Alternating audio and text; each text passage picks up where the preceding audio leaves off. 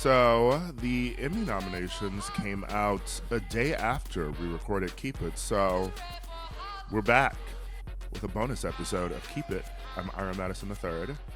I'm Louis. No, I'm not Louis Virtel. I'm Emmy nominee Louis Virtel, and I better be addressed as such for the rest of my tenure on Keep It, by you specifically. I don't know about that. Yeah, I don't see it in the cards, I have to say. Congratulations. Oh, thank you. Also, the amount of scrolling I did to get to the category and like clicking over between tabs, etc. Yeah, the Kimmel writers are nominated for Outstanding Writing for a Variety Series for the Oscars this year, which is very exciting. And yes, I feel exactly like Cloris Leachman. I know this is what was going through her head every time she was nominated. Gilda Radner, all my faves. This is your first nomination?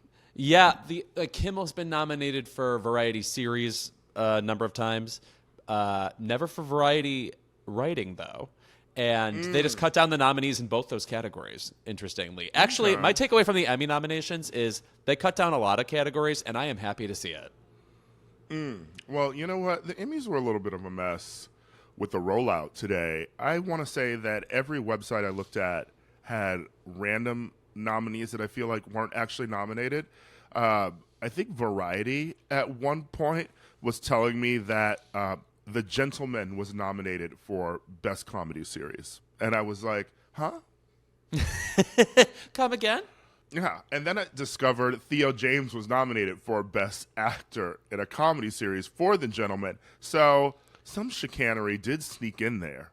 Okay. Yeah, I'm not... How interesting. How interesting. Yeah, looking at the... I guess we'll just start at the top. Lead actor in a drama series. You've got your Idris Elba, Donald Glover, Walton Goggins. Gary Oldman writes Slow Horses, a show. Hiroyuki Sanada for Shogun. That might be my choice to win. I feel like Shogun is the most exciting show of the year.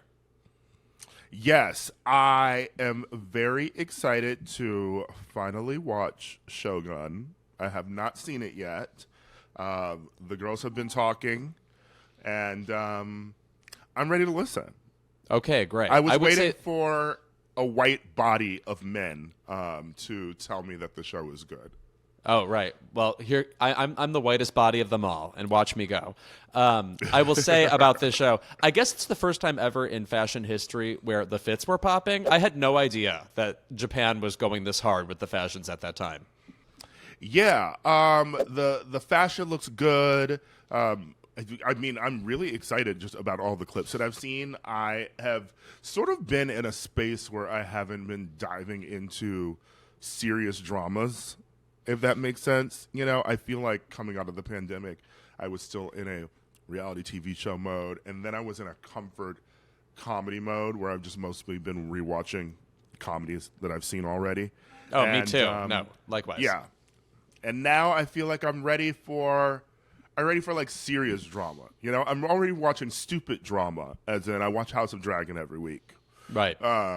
So if I can do the idiocy, then I should be able to watch Shogun. I also am excited to get into Interview with the Vampire, which is not represented here.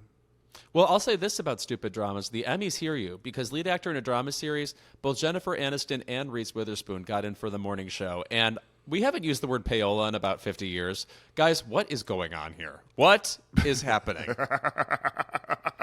You want to talk about payola? Yeah, these are talented women. I've seen many of their Emmy Award-winning and or Emmy-nominated and or Oscar-nominated turns. This show is like a comic book in terms of how zany it goes. I mean, if you want to talk about payola as well, Palm Royale. Palm Royale has all the ingredients of a great show, and then it forgot to be interesting. What happened? It's like, I always say, if a curse was placed on Kristen Wiig and all she could do for the rest of her life, and I know this is a comedy show, but if all she was allowed to do was drama, we would all be, I think, even richer for it, because she's such an amazing actress. I'm happy she's getting this moment on a TV show to prove she's just a fabulous actor and a reliable performer. But yeah, to me, it lost steam somewhat immediately. I'm happy Carol Burnett got the work and is, doing something new, but not a show for me. Okay, so once again, I am very confused because multiple outlets are saying that Theo James is nominated for The Gentleman, and yet he's not on the official Emmys website. So what is going on in the reporting here? Okay, well, once we get all our papers together, and maybe we'll have another nominations process based on all of these different tallies that are out in the world. You know what? Let's talk about election integrity in the Emmys. Please, please, the voting machines, etc. Get Mike Lindell down here. I can't even say those two words without thinking of work. I've had to write jokes about Mike Lindell up, down, back, and diagonally for the past 3 years. Anyway, She's back. She's back. She's back in the news, baby. Lead actor in a comedy series, we've got Matt Berry from What We Do in the Shadows. Okay, Larry David, Curb Your Enthusiasm. My God, this is somebody who's been. This show is still. It to me, it's like hearing that like Bonanza is still getting nominated for Emmys or something. Like Jesus Christ, it's been 175 years. Both Steve Martin and Martin Short are nominated for Only Murders in the Building. Jeremy Allen White for The Bear, which, as you know, I'm still laughing. And DeFaro Wunatai for Reservation Dogs. By the way, we should just move ahead to the most, I'll say, provocative nomination of the evening. Selena Gomez is nominated for lead actress in Only Murders in the Building. Now, that is some wizarding from Waverly Place I did not expect. I'm an Emmy nominee. That's what you need to know about me. Okay, yeah. Yeah. Let me tell you something. I have always kept an eye out for Selena, okay? Never discount Mirena, all right? She has been slaying the year. I'm shocked. I'm also unaware of the talents that she's brought to this show because I have not watched Only Murder since the first season. But I think I'm going to catch up. Because I actually have always said that I think that Selena Gomez's best skill is comedic acting. Right. I mean, that's where she came from, obviously. Also, I do have to say about Only Murders in the Building, there's something just aesthetically about it that I do find very pleasing and also not contrived. The feel of that show is one of a kind. I like that. And also, of course, they bring in these A-list talents, like not just Meryl Streep, like Jane Lynch was really fabulous. This Only stars in the particular building. Season, if you will. Comedy series. Let's do lead actress in the comedy series. You got Quinta Brunson, who won last year. Iowa Debris is lead actress in a comedy series this year. How interesting for The Bear. Selena Gomez, Maya Rudolph in Loot. All right. Jean Smart in Hacks, and Kristen Wiig in Palm Royale. I'm going to go Jean Smart again. I feel like Jean Smart is going to come back to the throne for this one. Yeah, I could see. Did Aya won last year for supporting, right? Correct. Yeah, and I don't know. I feel like she had her big year. Quinta had her big year. Obviously, Io could take it again. But, I kind of agree with you that maybe we're looking for a Jean Smart win again. Hacks was just too juicy this year. And also, she's so eminently awardable. I mean, somebody where if you know anything about television or entertainment, she has lots of fabulous movie roles too. You can't not have 5 favorite Jean Smart roles. And I feel like only one Emmy for this series, when she's such a dominating force on it and so believable, feels incorrect. So I can see her winning again. Now, comedy series is Abbott Elementary, The Bear, Curb Your Enthusiasm, Hacks, Only Murders in the Building, Palm Royale. Palm Royale for best series. Wow. Girl, I told you, put money in thy purse. Okay? Yeah. That's what was happening with these nominations. Call Dick Clark. I want to know what's going on. Reservation Dogs and What We Do in the Shadows. Now, What We Do in the Shadows, that would be a radical and I think a much lauded choice if they did go for it. That said, God, I guess we're looking at The Bear again. Though this current season, the one that just came out, which is getting kind of middling reviews, is not the one being graded. It's the one before, right? So maybe The Bear or maybe Hacks. This season of The Bear is getting middling reviews? Yes. I sort of don't pay attention to anything going on with The Bear. If a bear is in the woods and Jeremy Allen White is making a sandwich and no one sees it, and by no one I mean me, did it happen? Who are you, Aesop? What was that? Okay. I learned something, I think. Actually, this is one of the best categories. Lead actor in a limited or anthology series, Matt Bomer for Fellow Travelers, Richard Gadd for Baby Reindeer, which cleaned up. Baby Reindeer is all over these nominations. John Hamm for Fargo, Tom Hollander, our friend, for Feud, Capote versus the Swans, and Andrew Scott for Ripley. I feel like Richard Gadd is going to take it. I feel like that was the limited series that really captured people's imaginations and shocked people, because you thought it was about one thing, and then it picks three other plot complications that make it such a strange psychological spelunking expedition. Plus, when it comes to, American award shows, they really love to award a British person for popping in, doing a thing, and then never talk about them again. I'm so glad I could catch you between your commentary on Wimbledon games, or whoever that person is. I'm watching it mute behind Okay. us. No, it does seem, we've joked about this before, but, the internationalness of it all, particularly with British people being nominated. But, wouldn't it kind of suck to be an actor in the U.S. and they just come on in, they win their shit, and then they bounce? Right.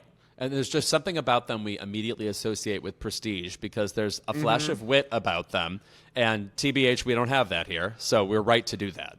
But yeah, I was talking with a British guy this weekend, and we're just musing, generally on British TV and like Fleabag and Andrew Scott and that stuff. And it was just sort of like, it is random that show just sort of popped off and got so big. And he was like, my parents watched that show, And I think that like when it came over here, there's just a thing about like a British show that does make it to our airwaves. We tend to pay attention to it a little bit more, and then in turn make it bigger internationally than we sort of do for our own shows, or the way our own shows even hit in like the UK. I do think there was something about that show where once it got over here, people thought, well, it must be amazing. What the hell is this show? It's so simple. How could it be that good? And then everybody tuned in. And of course, still love her. And I can't wait for her to do her second project. What is she doing? Come on back. Lara Croft, baby. Whenever we get that. And Alicia Vikander found upset. I think she was hoping for another installment. Okay, wait. Also, we made a joke about where the fuck Alicia Vikander is a few weeks ago, and then I feel like she popped up in the news the very next day. Oh, for something? Maybe she's pregnant. Maybe she's doing something. I don't know. She was amazing in Irma Vep. I want to be clear about that.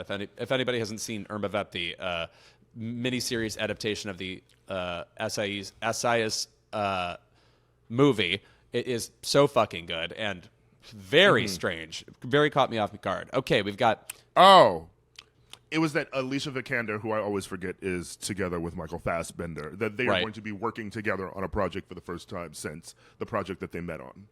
Oh, very good. Okay, excellent. He was unfortunately extremely good in that movie, The Killer, on Netflix, which was basically 4 scenes of him sniping, but okay. Lead actress in a limited or anthology series, Jodie Foster. Talk about somebody who's had a prestigious jump this year with Nyad and now True Detective Night Country. Brie Larson in Lessons in Chemistry. Juno Temple in Fargo. Sofia Vergara in Griselda. I saw the billboards. And Naomi Watts in Feud, Capote versus the Swans. Nay, darling Nay, finally getting some Emmy credibility.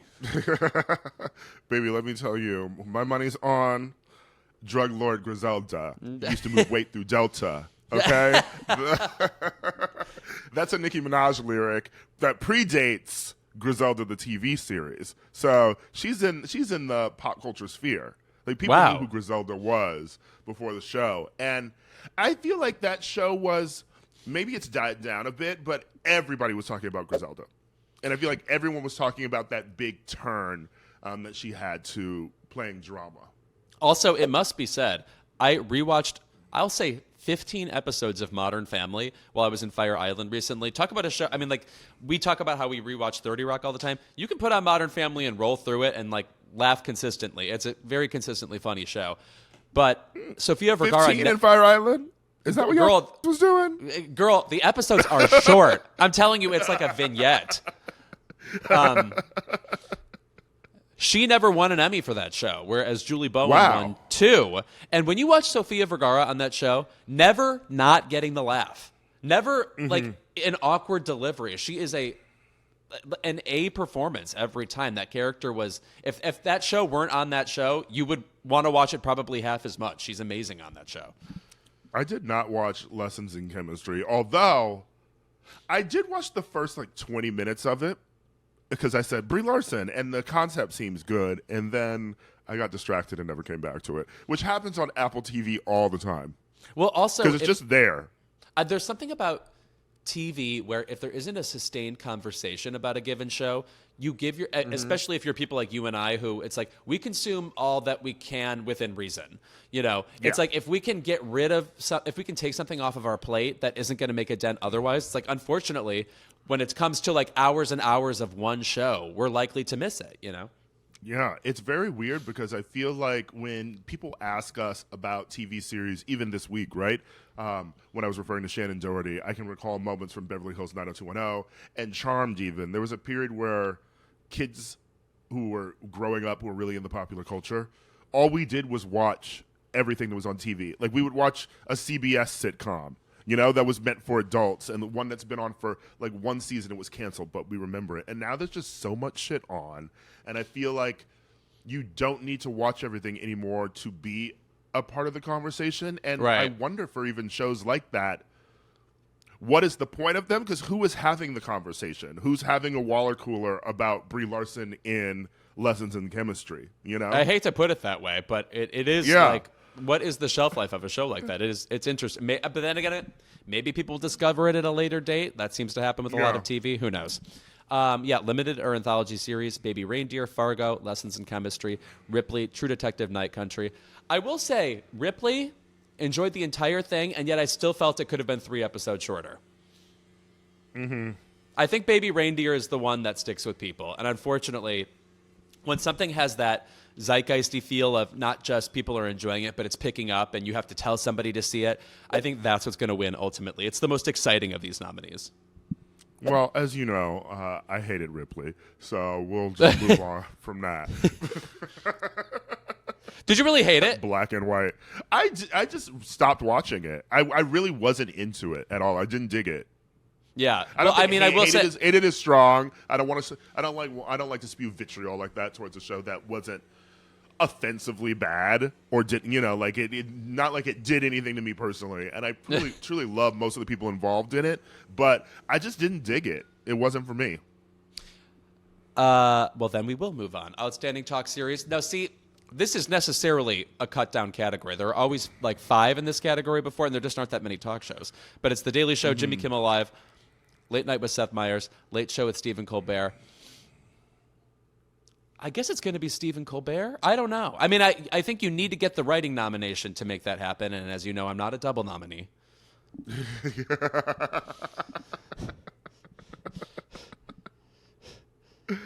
Though, if Seth Meyers got it, I'd be thrilled. I mean, I would be thrilled to write for Seth Meyers. I mean, in another universe. Every time I see him delivering comedy, you throw your pitch out there? That's right. Please, sir. I want to live in Hell's Kitchen. I think you do well there. I went to a bunch of bars there, and I went to 3 bars in a row, and I'm telling you, I thought all 3 of them were the same bar. It was like an optical illusion. Yeah, I mean, we don't go out in Hell's Kitchen, but, I think you do well living there. Oh, right. Well, thank you. I hope that's not shady. It seems like everything's in Brooklyn nowadays, where people want to go and hang out. Yeah. Some things I'm really excited about. Over in the animation category, X-Men 97. Great. Everybody loves that. Yeah. Also, Bob's Burgers is nominated, and I keep forgetting that's still on. Right. Another show that's been on since I think I was 4. It makes no sense. Yeah. And this is for the history books, baby. Nominated for Best Choreography in a Scripted Series, The Idol. Woo! I'm trying to think of the choreographed moments. For that jam. Yeah, I'm Just a Freak, world-class center. That is the only thing that that is truly the lasting impact of that series, I feel like. That song played for months in gay bars and at parties well after that show was canceled and no one thought about it anymore. I think that to have that choreography nominated is perfect for that show's legacy. That is true. I definitely concur. I'm just going to glance sparingly over the supporting actor in drama and comedy series. And, all right, Carol Burnett being nominated, interesting. I feel like Hannah Einbinder, it could be her year to win. I feel like that's a character that's really grown with people over time. Like, you know, when the show premiered, Jean Smart was obviously the marquee figure. But it's a little, you know what I'll compare it to? Rose Byrne on Damages. It was like, oh, Glenn Close is this doyenne who's like dominating every scene, kind of chewing the scenery, but also eating. And then who's this person who's simpering near her? She can't possibly be as good. Oh, wait, there's a quiet integrity and Machiavellian quality to this woman. So anyway. Can I say, I love you for using one of my favorite words. Machiavellian? I'm like Tupac. Machiavellian, go ahead. Doyenne. Oh, yeah, great word, yes. Yeah. Cate Blanchett, obviously always referred to as the doyenne of her home country because of her, theater involvement. Right. When I think doyenne, it's got to be a French person. It's got to be Miss Juliette Binoche. Yeah. And I never actually really thought to compare Hacks and Damages, and now I feel like I want to do a rewatch of Damages with a closer look at Hacks. Please. That's like my dream assignment. I do think it's one of those shows where every successive season gets a little bit worse, but it starts off really high. So there's a long ways for it to fall. I mean, that one season where I feel like Rose Byrne wakes up and like her boyfriends or something, it's like just she's covered in blood. She was covered in blood in the beginning of the series, of course, but then there's another one where it's like, oh, who did she murder someone again? And I'm like, we're going to the well a bit much here. But you really can't. I made this joke when we talked about sort of pairing Glenn Close with Glenn Powell, but I feel like you really sort of can't go wrong with a mentor-mentee series of that ilk. Right. No, I think those things always, it's like that Whiplash or something, like there's something very interesting about they need each other, they're teaching each other, but also there's friction and my favorite word, queer coded. Toxicity. Yes, queer coded. Yes, of course. JK wanted to fuck him. All right. Okay. I want to hear that interesting essay for Nick Sweeney's you could write for us. Supporting actor in a limited anthology series. Lots of interesting choices here. But Jonathan Bailey for Fellow Travelers. All right. I just saw a video of him and fellow nominee Andrew Scott carrying Kylie Minogue to the stage. I'm sorry to borrow Mean Girls terminology, but we've outgayed ourselves. I mean, I didn't know we could. I think Kylie saw I Kissed a Boy and said, that's enough of that, Danny. Yeah. Also, that's enough of that, Danny, because half of Danny's dialogue is referencing Kylie Minogue songs. Oh, when we got to the reunion and sort of like the finale of the series 2, when they were finally picking their couples and deciding if they were going to be out in the real world together, every 5 minutes, Danny going, padum, padum, padum, my heart. And I was like, girl, give it a rest.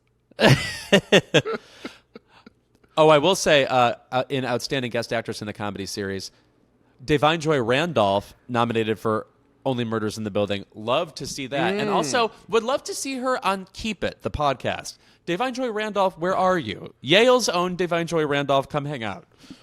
Yeah. I did not know that she was hanging out on Only Murders. Yes, according to this, she is. That's right. Okay, well, then I'm going to have to get into this Only Murders gig. Da'Vine, Selena Gomez, Meryl Streep. Meryl Streep. Ratatouille ass. Has she ever played Latina? Yes. In Bridges of Madison County. Okay. All right. I love when my House white of the women Spirits? Yeah, anyway. do that. Yeah, oh, the La Isla Bonita effect. Yes. Yeah. Let us not forget, what was it? Oh, Angelina Jolie in A Mighty Heart. You're right. Oh. The stills of it alone are so out of something like Tropic Thunder. So funny. And we'll just wrap this up by saying, outstanding host for a reality competition or program. That reign is not letting up for RuPaul, I don't think. Yeah, I don't see that, slipping out of his fingers. But also, I want to say, I see the Traitors might win for oh, never mind. competition show. Alan Cumming is there too, and he is, as you know, lost in a whodunit and running the whole shebang. He's like Tim Curry times being openly gay. That's what he is. That is what Alan Cumming is. It's gotten close, but the Traitors could stand to be as zany as Clue. Right. And I'm wondering what the secret ingredient to that is. More running around, I guess. Yes, I think that there actually isn't enough, because the funniest thing is in Clue is watching them run from room to room. Right. And I think that if you had a round table and then all of a sudden they were deliberating and Alan Cumming was like, well, I do want to let you all know there is a shield that protects you from being banished, hidden in the house, and you have 20 minutes to find it. And then they all start running. That would be funny. Or if he was like, if they were on the top floor of the building and he's like, and it's in my hand, and there it goes. And he tosses it out the window, and then they all have to go run and get it. And also, I think, do you know what the Traitors needs? Fancy costuming. They really should be dressed like their guests at a mansion party, as opposed to like the athleisure they all fucking walk around in. I feel like there are some people who come in and deliver, like we're in this castle and they're trying to give you outfits, thinking Parvati's headbands, Tamra Judge before she died early, but was giving you some sort of British countryside looks. Who knows what Peppermint had in that trunk? Before Trishelle said enough. Enough, sister.